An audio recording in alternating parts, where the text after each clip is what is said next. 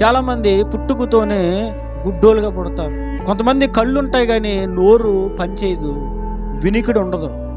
కొంతమంది పుడతారు కానీ అంగవైకల్యం వల్ల నడుమొంగిపోయి కాళ్ళు చేతులు వంగిపోయి ఏ పని కూడా చేయలేరు. ఇలాంటి స్థితిలో చాలామంది పుడతారు. అలా పుట్టినప్పుడు అలా పుట్టినోని చూసినప్పుడు మనం ఏమనుకుంటాం, నిజంగా అసలు దేవుడు ఇలా పుట్టిస్తాడా, దేవుడు ఇలా పుట్టించాడు, గుడ్డోడుగా పుట్టించాడేంటి, కుంటోడుగా పుట్టించాడేంటి అని మనం అనుకుంటాం. అలా అంగవైకల్యంతో వాళ్ళు పుట్టడం దేవుని ఉద్దేశం. కాళ్ళు లేకుండా పుట్టాడండి, ఎందుకో తెలుసా? కాళ్ళుండి ఏం చేస్తున్నావు నువ్వు? కళ్ళు లేకుండా ఎందుకు పుడుతున్నాడు తెలుసా? కళ్ళున్న నువ్వు ఏం చేస్తున్నావు? చెవులు లేకుండా ఎందుకు పుడుతున్నాడు తెలుసా? చెవులున్న నువ్వేం వింటున్నావు? మోగోలుగా చాలా మంది ఎందుకు పుడుతున్నావు తెలుసా? నోరుండి ఏం చేస్తున్నావు నువ్వు? అబద్ధాలు మాట్లాడుతున్నావు, బూతులు మాట్లాడుతున్నావా? ఏం చేస్తున్నావు నోరుండి? అంటే వీళ్ళందరూ ఇప్పుడు మనకి ఎలా ఉన్నారు? గుణపాఠముగా ఉన్నారు. వాళ్ళే మనకు ఒక సందేశాలు ఈ రోజున.